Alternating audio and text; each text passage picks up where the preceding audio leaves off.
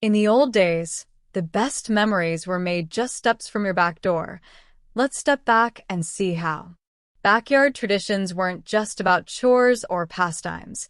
They were the heartbeat of neighborhood life. The lines between work and play often blurred, with jobs that needed doing turning into lively gatherings and fun that carried lessons about self-reliance and creativity. These moments built more than memories. They built community. Just like making apple butter, the corn harvest was often a team sport. A corn husking bee was basically a party with a purpose, to get a massive amount of work done fast and have fun doing it. A farmer would have a giant pile of harvested corn and invite friends and neighbors over to help shuck it all. It was a race against the clock to get the corn prepped for storage, but this was no quiet, grim assembly line. These were lively social events with plenty of food, drink, and friendly competition. Kids would race to see who could husk the fastest, and the whole thing often ended with a big meal or even a dance, turning a mountain of work into a beloved seasonal celebration. Long before you needed a reservation and expensive gear to go camping, adventure was waiting right outside your back door. The backyard campout was a rite of passage for generations of kids. You'd pitch a simple tent, roll out a sleeping bag, and get the thrill of sleeping under the stars, even with the safety of home just a few feet away. Ghost stories were told by flashlight, marshmallows were roasted over the grill, and the sound of crickets became the soundtrack to a grand adventure. This simple tradition fostered a love for the outdoors and taught a little self-reliance, all while creating memories that lasted a lifetime.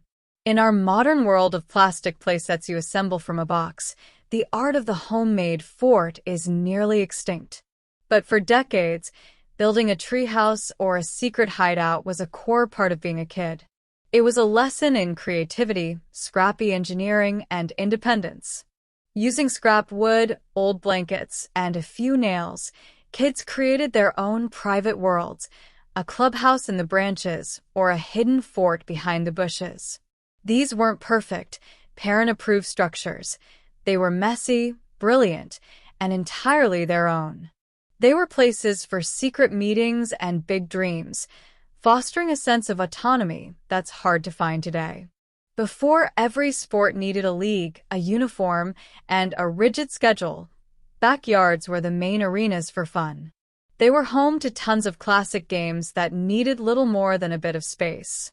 Horseshoe pits were dug in the corner of the yard, croquet wickets dotted the lawn, and yes, BB gun target practice was a common way to teach safety and marksmanship. These games weren't just for kids. They brought the whole family together for some friendly competition. They were about connection and sportsmanship in a low-stakes, high-fun environment. Okay, this one might raise a few eyebrows today, but it was a common and practical way to mark the end of the holidays. After Christmas, instead of dragging the dry tree to the curb, you'd take it to the backyard for one last blaze of glory.